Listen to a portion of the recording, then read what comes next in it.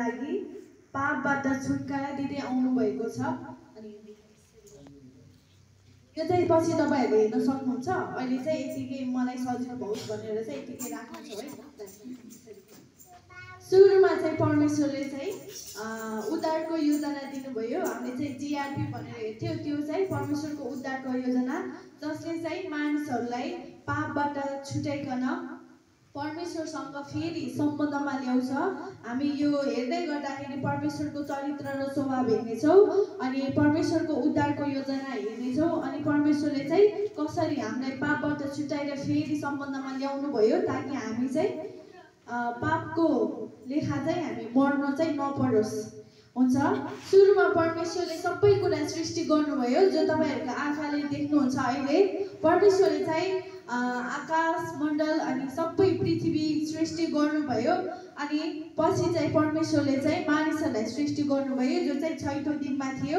अनि मानिस चाहिँ परमेश्वरको सबैभन्दा उत्तम सृजना थियो, जसै गरी हामीहरू पनि हौ। परमेश्वरले चाहिँ मानिसलाई आफ्नै साथ दिएर सृष्टि गर्नुभयो अनि आफ्नै स्वरूपमा सृष्टि गर्नुभयो।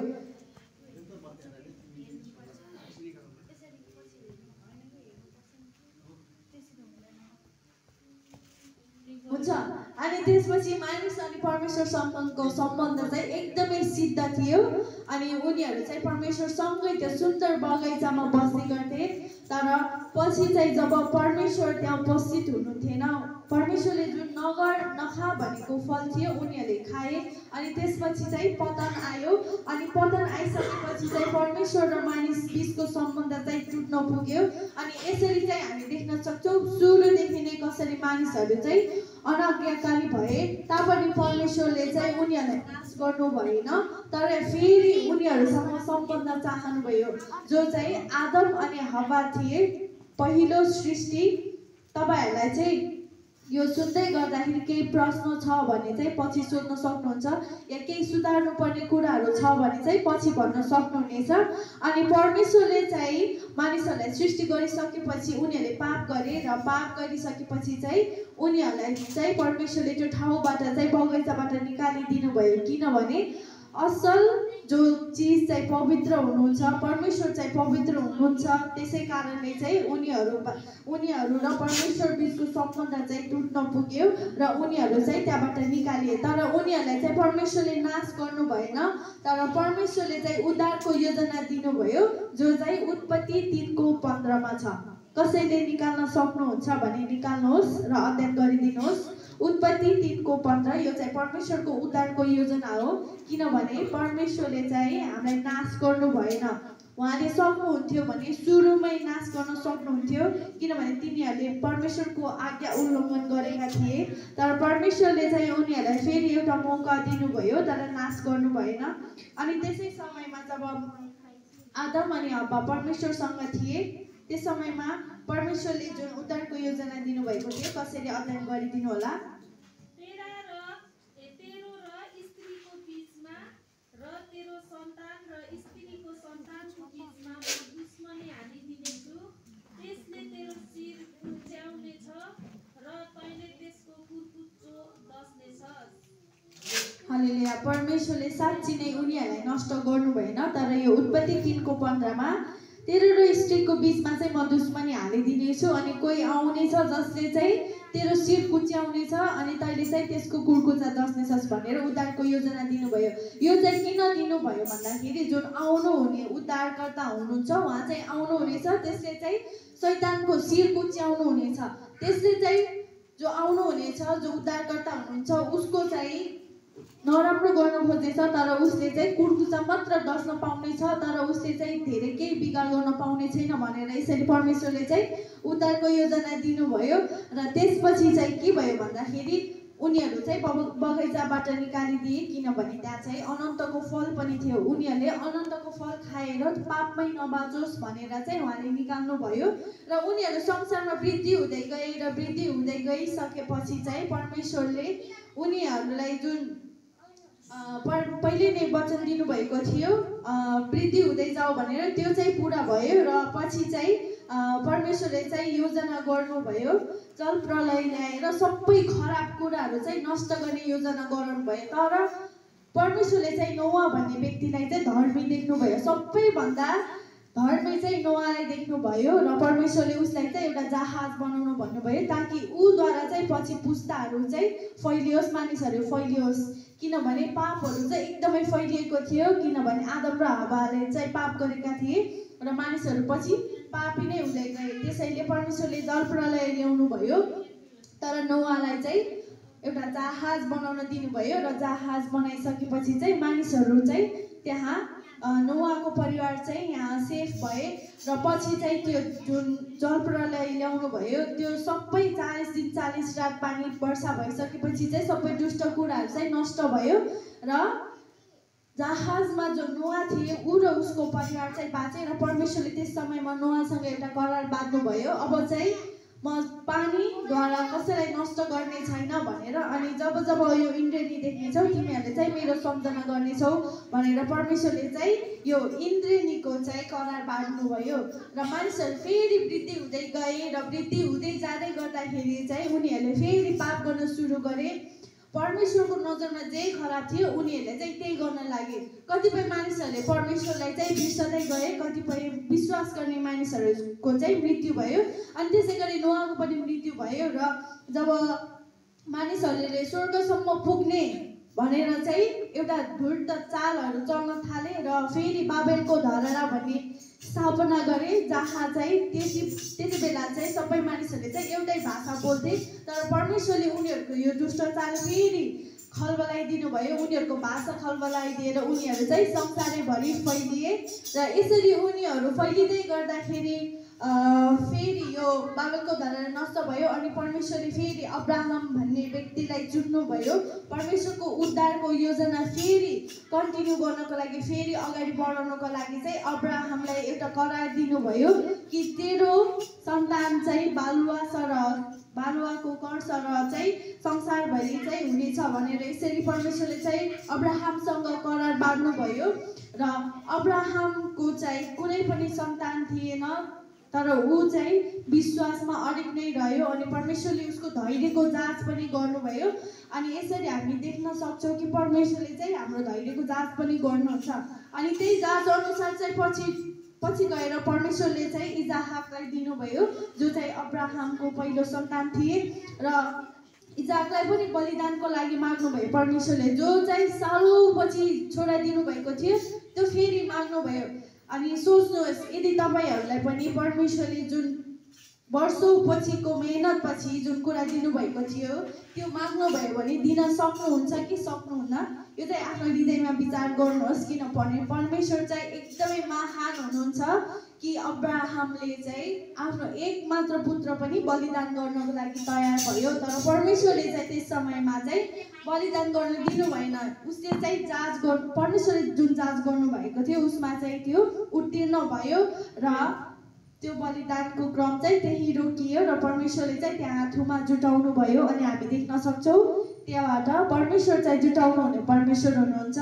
र पछि गएर चाहिँ इजाहाकको छोरा याकुब भए र याकुबको नाम चाहिँ इजरायलमा राखियो, किनभने जब ऊ चाहिँ पवित्र आत्मासँग युद्ध गर्दै थिए त्यस समयमा चाहिँ उसले जितेको कारणले उसको नाम चाहिँ इजरायल भयो। इजरायलको चाहिँ 12 छोरा भए, 12 छोरा चाहिँ पछि गएर 12 कुल हुनेछन्, तपाईँहरूले याद गर्न सक्नुहुनेछ। अनि याकुब चाहिँ जब बढ्दै गयो उसको चाहिँ 12 छोरा भए र 12 छोरा मध्ये कान्छो छोरा चाहिँ उसको चाहिँ योसेफ थियो। अनि योसेफलाई चाहिँ उसले आफ्ना दाजुभाइहरूले आफै मिलेर चाहिँ उसलाई कुटिकन उसलाई चाहिँ मिश्रमा बेचिदिए र मिश्रमा बेच्ने क्रममा चाहिँ उसको कान्छो छोरा योसेफसँग चाहिँ परमेश्वर हुनुहुन्थ्यो। उसले चाहिँ धेरै कष्टहरू सहनु पर्यो, तापनि उसँग परमेश्वर भएको कारणले चाहिँ उनी चाहिँ राजाको उत्तराधिकारी बन्न पुगे र उनकै परमेश्वरकै अनुग्रहको कारणले गर्दाखेरि जुन राजाको उत्तराधिकारी भएको थिए 7 वर्षको अनिकाल फेरि त्यो मिश्र देशमा आयो। जब त्यो 7 वर्षको अनिकाल आएको थियो त्यस समयमा चाहिँ परमेश्वरले ज्ञान बुद्धि दिनुभएको कारणले चाहिँ योसेफ चाहिँ त्यहाँ अनिकाल परेको समयमा सबै खानाहरू जुटाएका थिए र इजरायलबाट अब्राहमलाई चाहिँ मिश्रमा जानको लागि जुन परमेश्वरले योजना गर्नु भएको थियो त्यो चाहिँ पछि पुरा भयो। जब योसेफ बढ्दै थियो उनीहरूलाई बेचेको दाजुभाइ पनि त्यही देशमा चाहिँ फसलहरू किन्नको लागि आए अनि त्यस समयमा धेरै घटनाहरू भयो। तर छोटकरीमा भन्नु पर्दाखेरि त्यो 7 वर्षको अनिकालपछि चाहिँ उसका परिवारहरूमध्ये 70 जना चाहिँ मिश्र देशमा आए र उनीहरूको चाहिँ मिश्रमा वृद्धि हुँदै गयो। उनीहरूले चाहिँ असल कामहरू गर्दै गए, भेडा बाख्रा चराउने र यताउति गर्दै गर्दाखेरि चाहिँ त्यहाँ चाहिँ जुन राजा थिए योसेफको समयमा उसको चाहिँ मृत्यु भयो अनि योसेफको पनि मृत्यु भयो। अनि योसेफको पृष्ठभूमि नजान्ने एउटा अर्को राजा चाहिँ त्यहाँ आए जो चाहिँ फारो थिए अनि उसले चाहिँ मिश्रहरूको हरेक 2 वर्षको तलको सन्तान छ उनीहरूलाई चाहिँ नष्ट गर्ने भने, किनभने मिश्रहरूको चाहिँ वृद्धि हुँदै गएको थियो अनि उनीहरू चाहिँ डराए अब इजरायलीहरूले चाहिँ हामीलाई अब जित्छ भनेर उसको हृदयमा चाहिँ एउटा डर आयो। त्यसै कारणले चाहिँ सबैलाई चाहिँ मार्ने आदेश दिए। तर त्यही क्रममा चाहिँ मोसाको जन्म भयो अनि 3 महिनासम्म चाहिँ उसको आमाले उसलाई लुकाएर राखिन्। तर त्योभन्दा धेरै समयसम्म चाहिँ लुकाएर राख्न सम्भव भएन। त्यसैले नील नदीमा उसले छोडिदियो एउटा टोकरीमा राखेर। अनि त्यसै समयमा चाहिँ फारो राजाको छोरी ऊ चाहिँ नुहाउन आएकी थिइन् अनि उनले चाहिँ उसलाई उठाएर राजदरबारमा लगेर हुर्काइन्। अनि यहाँबाट देख्न सकिन्छ परमेश्वरको उद्धारको योजना चाहिँ अचम्मको छ, किनभने मोसा जुन इजरायली थिए उनी चाहिँ फारो राजा जो चाहिँ मिस्री थिए उनको राजदरबारमा चाहिँ हुर्किन पाए। अनि जब मोसा हुर्किँदै गए उनलाई चाहिँ थाहा भयो कि म चाहिँ इजरायली हो। अनि जब 2 जना चाहिँ झगडा गर्दै थिए इजरायली र मिस्री, त्यति बेला चाहिँ मिस्रीलाई चाहिँ उसले मारे, किनभने उसलाई थाहा थियो कि म चाहिँ इजरायली हो। उनीहरूको दुःख हेर्न नसकेर चाहिँ उसलाई मारिदिए र मिधान देशमा भागेर गए, किनभने उनी डराएका थिए अब मलाई कसरी मार्ने हो कि भनेर। फारो राजाको शासन चाहिँ एकदमै ठुलो थियो त्यस समयमा। इजरायलीहरूलाई चाहिँ फारो राजाले चाहिँ धेरै कष्टहरू दिएका थिए। तर परमेश्वर जब मोसा चाहिँ मिधान देशमा उनको विवाह त्यही भयो। जब उनी चाहिँ बाटोमा जाने क्रममा चाहिँ परमेश्वरले उसलाई चाहिँ आगोको पोथ्राबाट बोलाउनु भयो, मोसा मोसा भनेर बोलाउनु भयो र उसलाई चाहिँ एउटा आदेश दिनुभयो कि मिश्रबाट चाहिँ इजरायलीहरूलाई चाहिँ फर्काएर ल्याऊ, अब मेरो आराधना गर्नको लागि चाहिँ फर्काएर ल्याऊ भनेर चाहिँ एउटा आदेश दिनुभयो। मोसाले चाहिँ म सक्दिनँ भन्दै थियो, तर परमेश्वरले चाहिँ उसलाई साहस दिनुभयो र मोसा चाहिँ गयो। र मोसा जब फारोकोमा गयो इजरायलीहरूलाई परमेश्वरको आराधना गर्न चाहिँ जान दिनु भनेर गयो। तर फारो राजाको चाहिँ एकदमै हृदय कठोर भएको कारणले चाहिँ उनले जान दिएन। तर पछि जब 10 वटा विपत्तिहरू परमेश्वरले पठाउनु भयो त्यति बेला बल्ल चाहिँ उनले चाहिँ सबै इजरायलीहरूलाई चाहिँ परमेश्वरको आराधना गर्नुको निम्ति जान दिए, जो चाहिँ प्रतिज्ञाको भूमि थियो। परमेश्वरले चाहिँ अब मोसाद्वारा चाहिँ इजरायलीहरूलाई पुर्याउनु हुनेछ। अनि उनीहरू चाहिँ जब त्यो ठाउँबाट मिश्रबाट निस्केर इजरायलसम्म पुग्नको लागि मिश्रबाट निस्केर फेरि परमेश्वरको आराधना गर्नको लागि चाहिँ हिँडेका थिए, तब उनीहरूले चाहिँ धेरै गनगन गर्न लागे। अनि जब मोसा चाहिँ सिनै पर्वतमा गएको थियो परमेश्वरसँग बिन्ती चढाउनका लागि, तब चाहिँ मानिसहरूले चाहिँ पाप गरे। हारुन जो थियो मोसाको सहायक, उसलाई चाहिँ उनीहरूले चाहिँ एउटा सुनको बाछा बनाउन लगाएर, जो चाहिँ मूर्ति हो उसलाई चाहिँ मूर्ति बनाउन लगाएर चाहिँ उनीहरूले पाप गरे र हारुन पनि त्यहाँ पापमा पुगे, किनभने उनीहरू चाहिँ मिश्रहरूबाट डराएका थिए। उनीहरूलाई थाहा थिएन साँचो परमेश्वर चाहिँ को हुनुहुन्थ्यो भनेर। उनीहरूले सुनेका त थिए परमेश्वर हुनुहुन्छ भनेर, विश्वास पनि थियो, तर उनीहरूलाई थाहै थिएन परमेश्वर चाहिँ कस्तो देखिनुहुन्छ अनि को हुनुहुन्छ भनेर। त्यसै कारणले चाहिँ सिनै पर्वतमा हुँदाखेरि परमेश्वरले चाहिँ उसलाई धेरै करारहरू दिनुभयो, 613 वटा अनि लगायत 10 वटा व्यवस्थाहरू दिनुभयो। अनि जब उनी चाहिँ सिनै पर्वतबाट फर्किए तब उनले देखे कि उनीहरूले चाहिँ मूर्ति पूजा गर्दैछन्। त्यस समयमा चाहिँ परमेश्वर एकदमै क्रोधित हुनुभयो। तर पनि परमेश्वर चाहिँ प्रेमिलो परमेश्वर परमेश्वर हुनुहुन्छ अनि सम्बन्ध चाहनु हुने परमेश्वर हुनुहुन्छ। त्यसै कारणले चाहिँ उनीहरूलाई चाहिँ मतिर फर्क भनेर फेरि एउटा उद्धारको योजना दिनुभयो। यहाँ चाहिँ अहिले मैले चाहिँ त्यो पदहरू तपाईँहरूको माझमा पढिदिनेछु। परमेश्वरले चाहिँ उनीहरूलाई नाश गर्नु भएन तर उद्धारको योजना दिनुभयो। यसकारण आफैलाई ममा अर्पण गरेर पवित्र हो किनकि परमप्रभु तिमीहरूका परमेश्वर म नै हुँ। मेरो आज्ञाहरू मेरो व्यवस्थाहरू पालन गर अनि तिनलाई अनुसरण गर्नु तिनीहरूलाई चाहिँ पवित्र पार्ने परमेश्वर म नै हुँ भनेर यसरी फेरि इजरायलहरू मतिर फर्कन्छन् कि भनेर परमेश्वरले चाहिँ उद्धारको योजना दिनुभयो। तर पनि मानिसहरू फेरि गनगनै गरिरहे अनि त्यो उद्धार स्थानको समयमा जस्तो 40 वर्षको समयमा चाहिँ उनीहरूलाई भेट हुने पालहरू परमेश्वरले दिनुभयो किनभने परमेश्वरको उपस्थिति चाहिँ त्यो पालमा हुन्थ्यो। जब त्यो परमेश्वरको बादल चाहिँ त्यो पालमा आउँथ्यो उनीहरूले चाहिँ पाल लगाउँथे र त्यहाँ विश्राम गर्थे अनि जब परमेश्वरको उपस्थिति त्यहाँबाट जान्थ्यो उनीहरूले चाहिँ यात्रा फेरि निरन्तरता दिन्थे। अनि त्यसै समयमा त्यो प्रतिज्ञाको भूमि चाहिँ कस्तो रहेछ भनेर हेर्नलाई चाहिँ परमेश्वरले मोसालाई एउटा जासुस 12 जना जासुसहरूलाई चाहिँ पठाऊ भनेर आज्ञा दिनुभयो र उसले चाहिँ भेट लिनको लागि 12 जना जासुसहरू पठाए। अनि 10 जना जासुसहरूले चाहिँ नराम्रो खबर ल्याए। उनीहरूले भने कि त्यहाँ त मानिसहरू एकदमै ठुलो छन्, हामी चाहिँ युद्ध गर्न सक्दैनौँ, हामीले सक्दैनौँ भनेर फर्किए। अनि 2 जनाले चाहिँ असल खबर ल्याए जो चाहिँ यहोशू र कालेब थियो। उनीहरू चाहिँ एकदमै साहसी भनेर हामी त्यहाँ देख्न सक्छौँ र उनीहरू आए र भने हामी चाहिँ सक्छौँ है भनेर मोसालाई सुनाए र उनीहरू गए। उद्धार स्थानमा घुमफिर गर्दाखेरि परमेश्वरले धेरै इजरायलीहरूलाई गनगन पनि गरे तापनि परमेश्वरले प्रेम गर्नुभयो र खानाको लागि मन्न पनि जुटाउनु भयो। त्यो एकदमै त्यो उजाड स्थान भनेको जहाँ चाहिँ पानी पनि पाएन त्यस समयमा चाहिँ पानीको लागि इजरायलीहरूले गनगन गरे।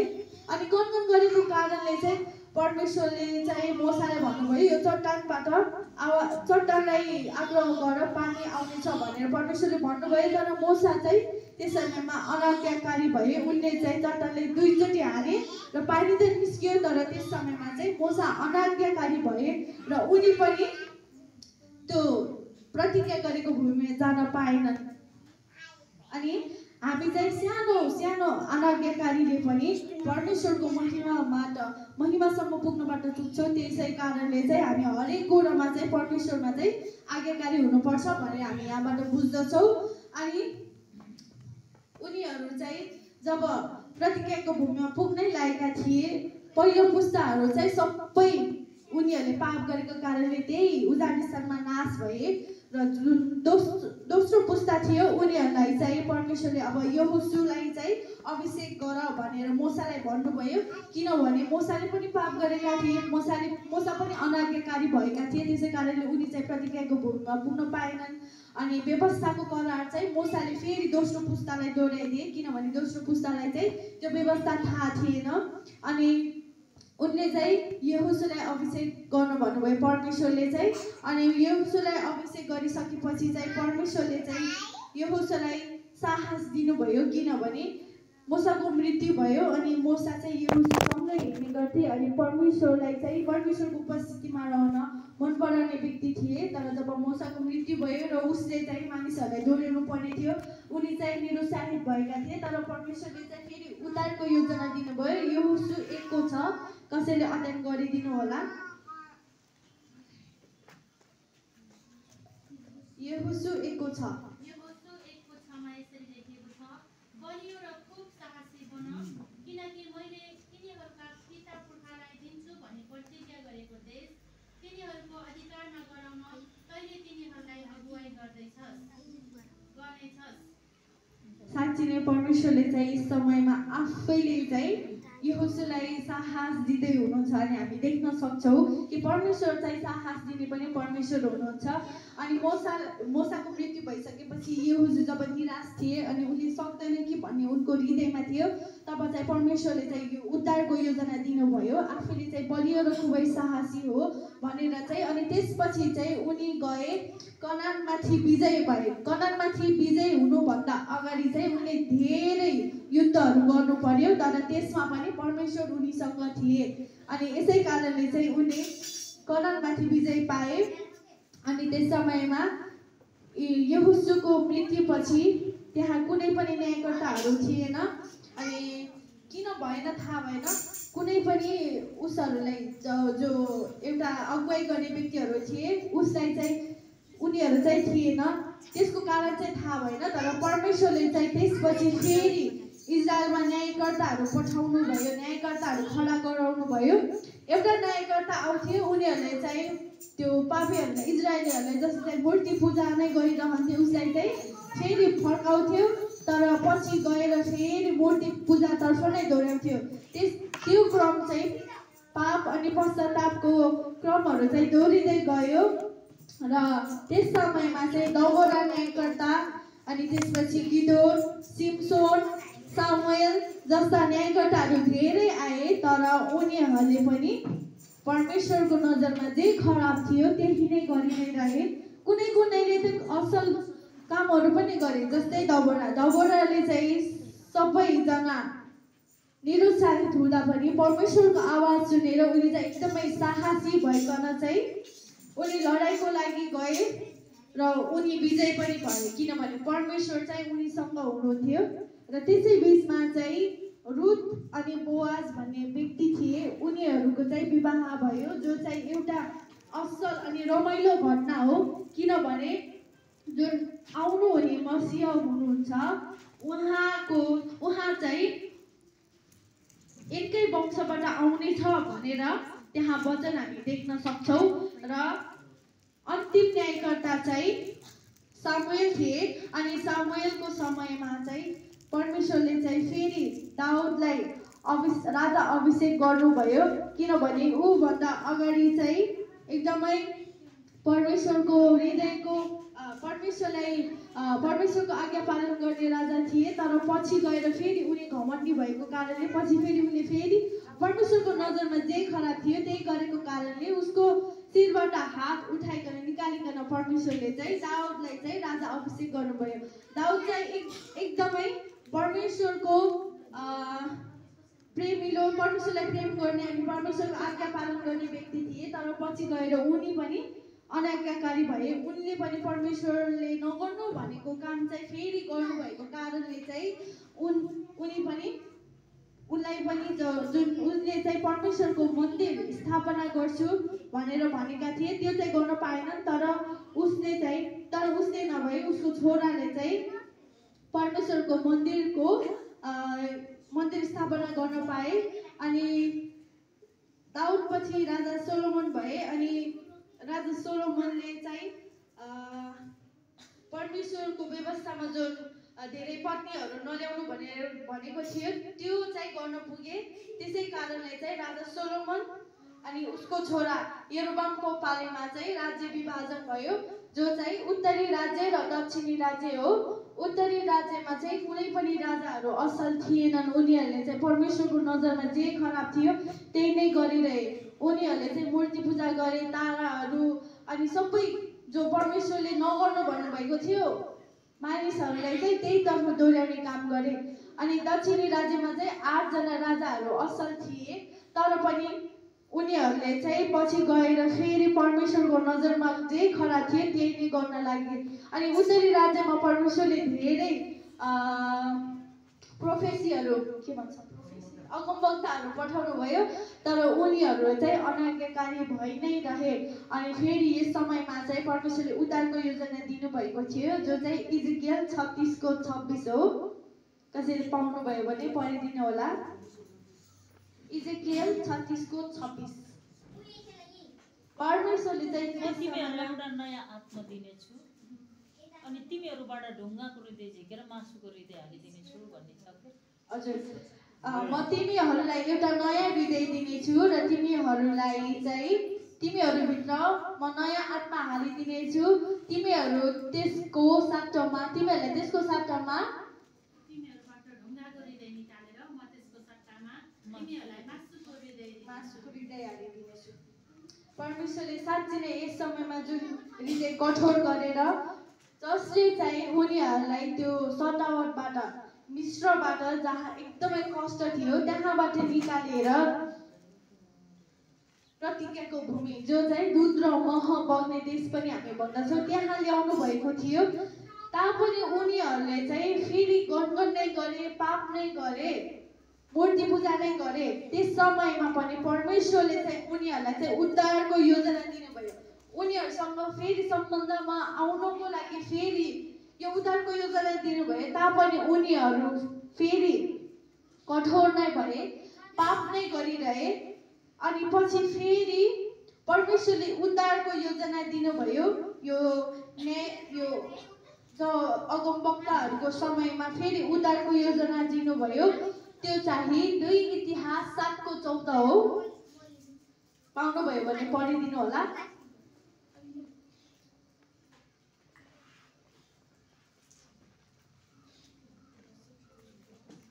दोस्रो इतिहास 7:14।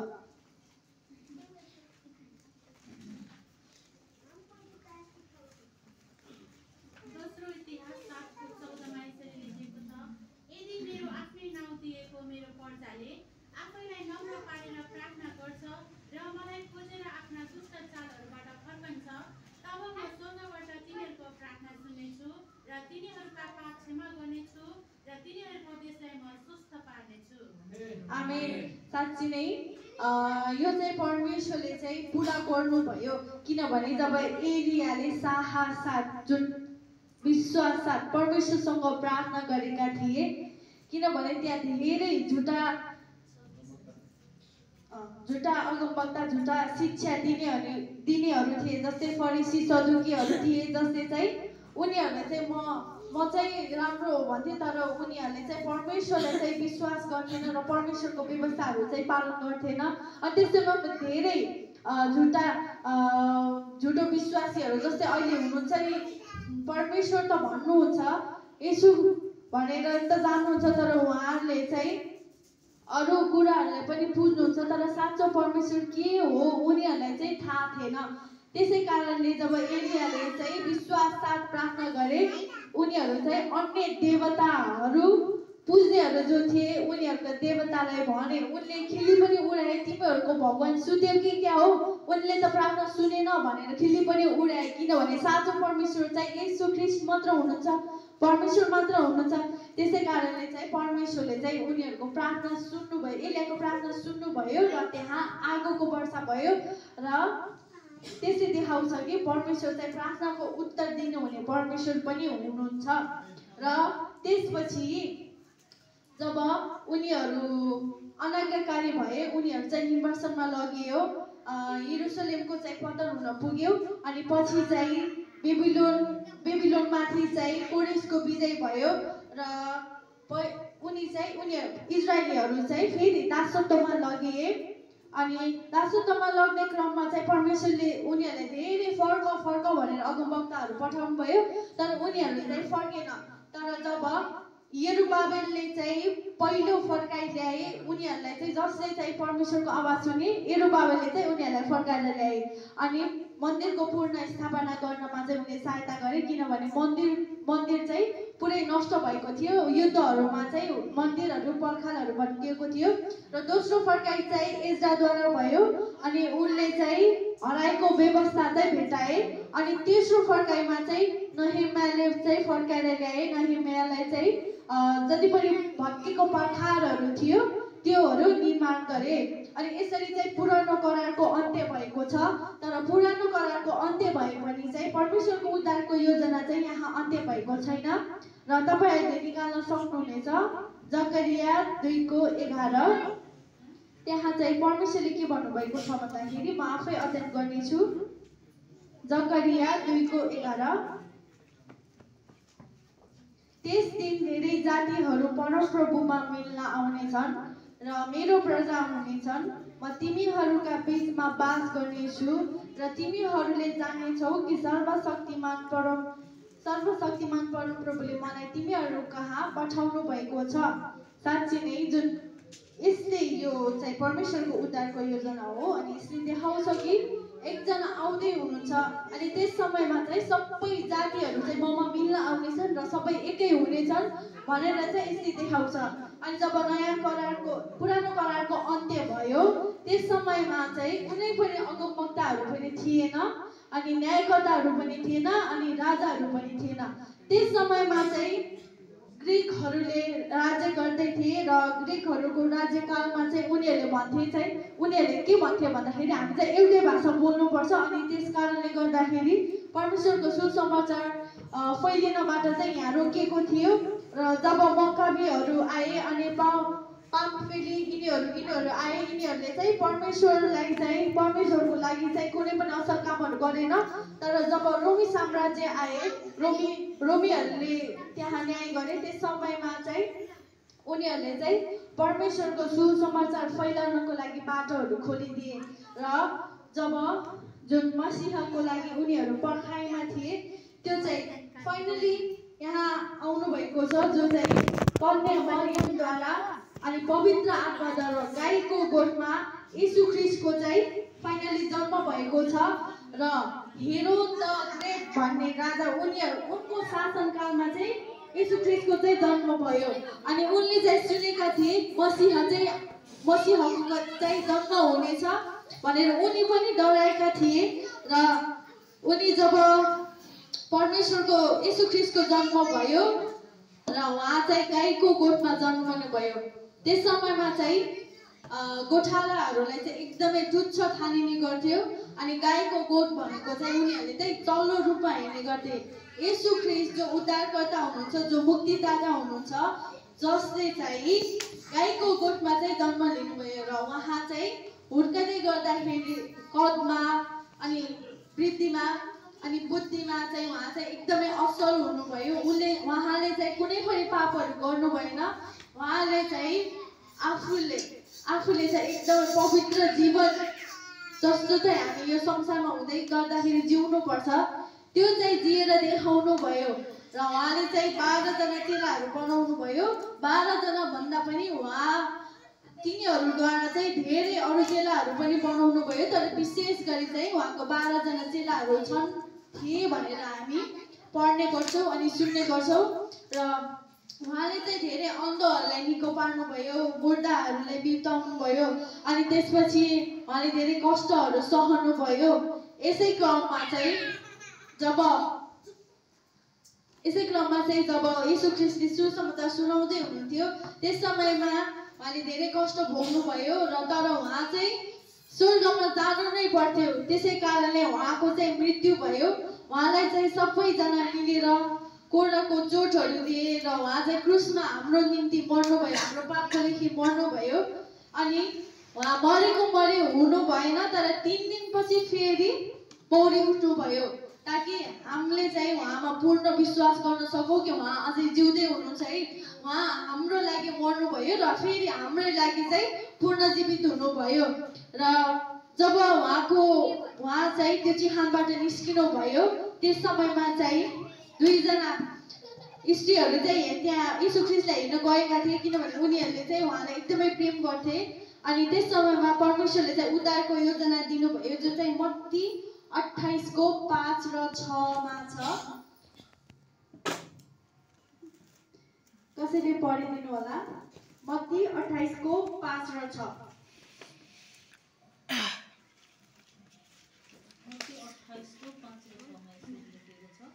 तर स्वर्गदूतले ती स्त्रीहरूलाई भने तिमीहरू नडराओ किनभने मलाई थाहा छ तिमीहरू क्रुसमा टाँगिनु भएको येशूलाई खोज्दैछौ। उहाँ यहाँ हुनुहुन्न किनकि उहाँले भन्नुभए बमोजिम उहाँ जीवित भई उठ्नु भएको छ। आओ उहाँलाई राखिएको ठाउँ हेर।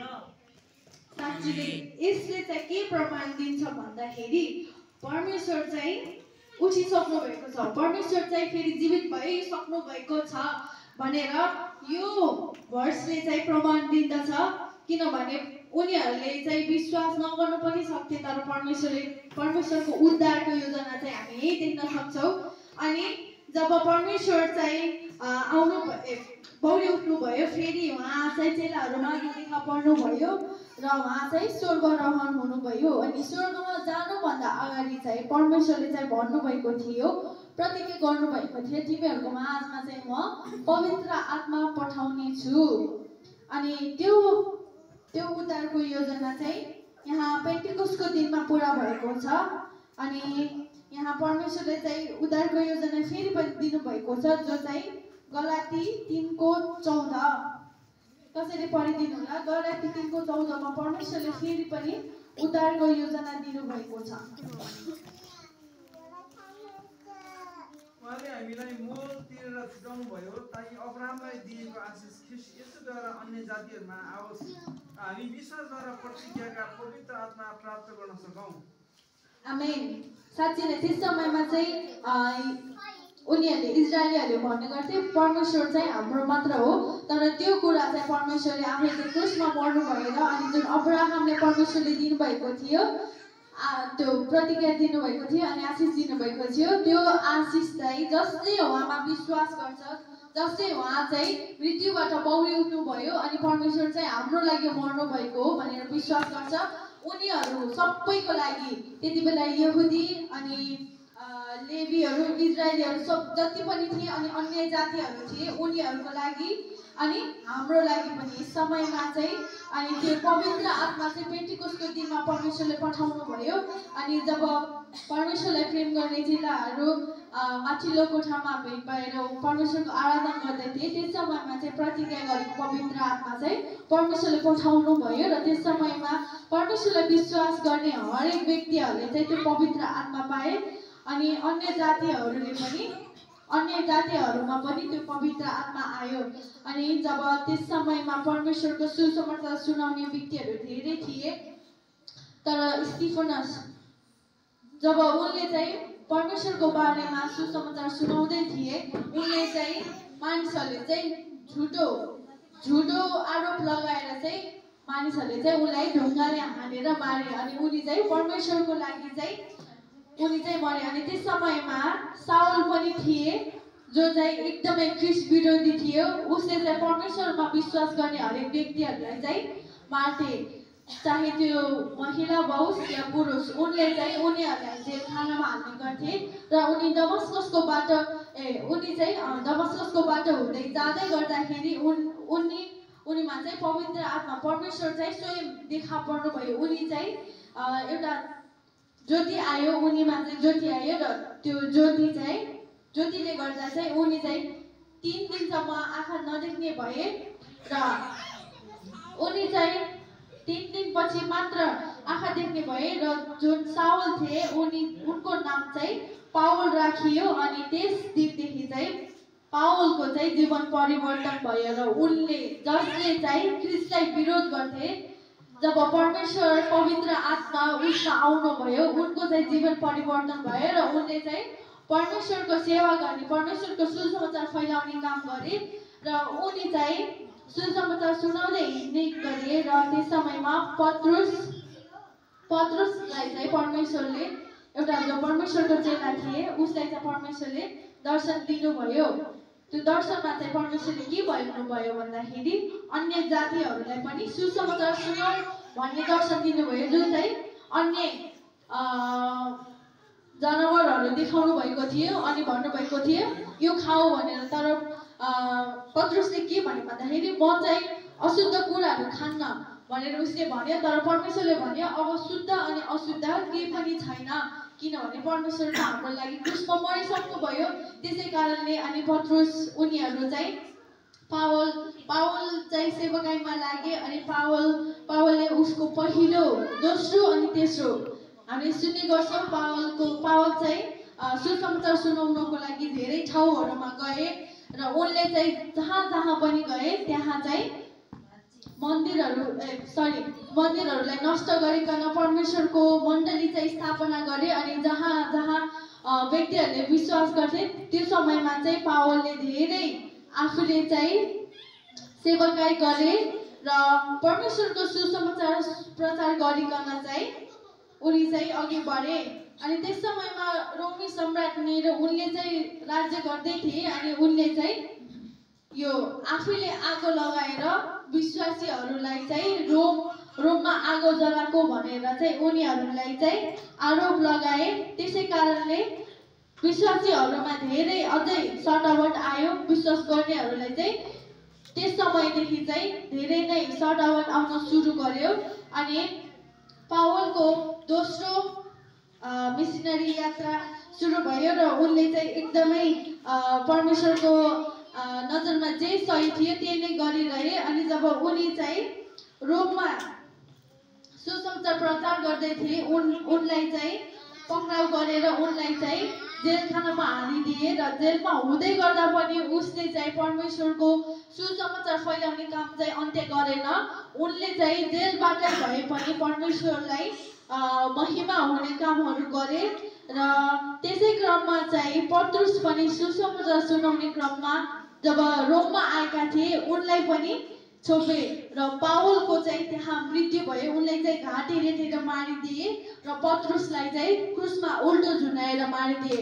अनि परमेश्वरको खातिर चाहिँ उनले चाहिँ जति पनि जेलमा हुँदै गर्दाखेरि पत्रहरू लेखेका थिए उनीहरूको मृत्युपछि पनि पावलको मृत्युपछि पनि तिमोथीद्वारा चाहिँ हरेक मण्डलीहरूमा चाहिँ त्यो साहसको पत्रहरू चाहिँ फैलिए र परमेश्वरले यसै बिचमा उद्धारको योजना दिनुभयो। 1 कोरिन्थी 15:21 यो चाहिँ म आफै अध्ययन गरिदिनेछु। जसरी आदममा सबै मरे त्यसरी नै ख्रीष्टमा सबै जीवित पारिनेछन्। आमेन।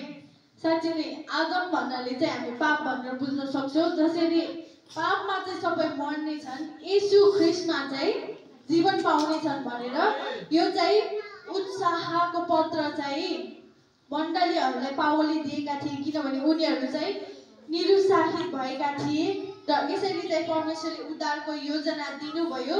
अनि जब मानिसहरू फेरि वृद्धि हुँदै गए र त्यस समयमा चाहिँ जो परमेश्वरको अन्तिम चेला यूहन्ना थिए उनले चाहिँ सुसमाचारको क्रम चाहिँ अगाडि बढाए। अनि सुसमाचार अगाडि बढाउने क्रममा जब पावल अनि पत्रुसको मृत्यु भयो, यरुशलेमको चाहिँ पतन भयो, यरुशलेम चाहिँ नष्ट भयो। तर पनि यूहन्नाले चाहिँ परमेश्वरको सुसमाचार फेरि फैलाउने काम गरे। उनी चाहिँ परमेश्वरको अन्तिम चेला थिए र उनले चाहिँ परमेश्वरलाई एकदमै प्रेम गर्थे। र जब उनले सुसमाचार सुनाए उनमा चाहिँ धेरै कष्टहरू आयो र उनलाई चाहिँ पत्मोस टापुमा एउटा कैदी बनाएर लगियो। अनि उनलाई चाहिँ उम्लेको तेलमा हालियो तापनि उनको चाहिँ मृत्यु भएन, किनभने परमेश्वर चाहिँ उनीसँग हुनुहुन्थ्यो। अनि त्यसै समयमा चाहिँ परमेश्वर जब यूहन्ना चाहिँ पत्मोस टापुमा थिए त्यहाँ चाहिँ धेरै उनीहरूलाई कष्ट दिने गरिन्थ्यो। अनि त्यस समयमा चाहिँ परमेश्वरले चाहिँ प्रकाश दिनुभयो, जो चाहिँ प्रकाश पुस्तक जुन हामीले अहिले अध्ययन गर्छौँ त्यसमा लेखेको हरेक प्रकाशहरू दिनुभयो। अन्त्यको दिनमा चाहिँ के हुनेछ अनि को आउनुहुनेछ जसले चाहिँ फेरि त्यो सम्बन्ध पुनः स्थापना गर्नुहुनेछ। अनि परमेश्वरले चाहिँ अन्तिममा यूहन्नाको पनि मृत्यु भयो र नयाँ करारको पनि अन्त्य यसरी भयो। तर नयाँ करारको अन्त्य भए पनि जुन परमेश्वरले महान आज्ञा दिनुभएको थियो, संसारभरि जाऊ र सुसमाचार प्रचार गर भनेर चाहिँ परमेश्वरले जुन महान आज्ञा दिनुभएको थियो त्यो महान आज्ञाको भागीदार चाहिँ हामी पनि हौ। परमेश्वरले चाहिँ हामीलाई पनि चुन्नु भएको छ। अनि यहाँ यसरी परमेश्वरको आराधना गर्ने मौका समय दिनुभएको छ।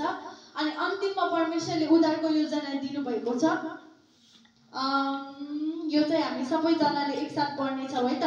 प्रकाश 22:20 सबैजनाले निकाल्न सक्नुहुनेछ। प्रकाश 22:20 यो चाहिँ हामी सबैजनाले एकै स्वरमा अध्ययन गर्नेछौँ किनभने यो एकदमै महत्त्वपूर्ण छ।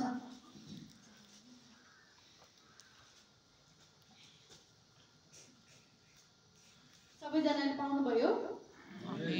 ल हुन्छ, हामी यसलाई चाहिँ सबैजनाले सँगै अध्ययन गर्नेछौँ है त। 1 2 3 यी सबै कुराहरूको गवाही दिनेले भन्नुहुन्छ, निश्चय म चाँडै आउँदैछु। आमेन। आउनुहोस् हे प्रभु येशू।